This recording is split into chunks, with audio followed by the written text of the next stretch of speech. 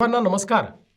महाराष्ट्रातील 246 नगरपालिका आणि 42 नगरपंचायतीसाठी येत्या 2 डिसेंबर रोजी मतदान होणार आहे. आपल्या नगरपालिका क्षेत्रातून नगराध्यक्षपदासाठी भाजपाच्या उमेदवार सुनीता संतोष खेतमाळीस रिंगणात आहेत. त्यांना आणि त्यांच्यासोबत भाजपच्या सर्व नगरसेवकांना विक्रमी बहुमताने विजयी करावे असे आवाहन मी आपल्याला करतो. आपल्याला माहितीच आहे, भाजप म्हणजे कमळ आणि कमळाचं चिन्ह म्हणजे विकासाची गुरुकिल्ली. माननीय पंतप्रधान नरेंद्र मोदीजी यांच्या नेतृत्वात भारताने शहर विकासाचे एक मोठे स्वप्न पाहिले आणि त्या दिशेने वाटचाल सुरू केली.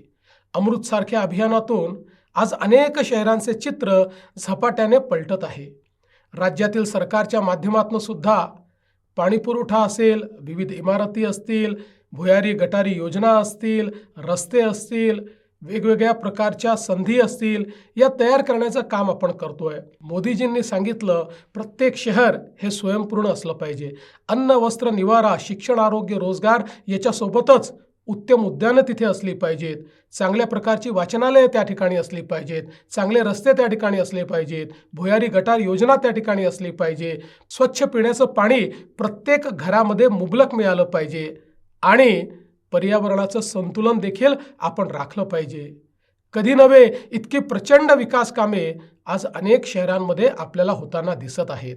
विकासाचा परिसस्पर्श झाला नाही अशी एकही नगरपालिका आपल्याला सापडणार नाही. मात्र आम्ही कितीही निधी दिला तरी तो निधी वापरणारे योग्य लोक असले पाहिजे. पारदर्शी पद्धतीनं निधी हा खर्च झाला पाहिजे. समाजाकरता आणि जनतेकरता आपण ज्या व्यवस्था करतो त्या त्यांच्यापर्यंत पोचल्या पाहिजे आणि म्हणूनच ज्यांच्या हाती आपण नगरपालिका देतो त्यांच्यावर कोणाचा तरी अंकुश असला पाहिजे. मी आपल्याला आश्वस्त करू इच्छितो, नगरपालिकेची सत्ता भाजपाच्या हाती द्या.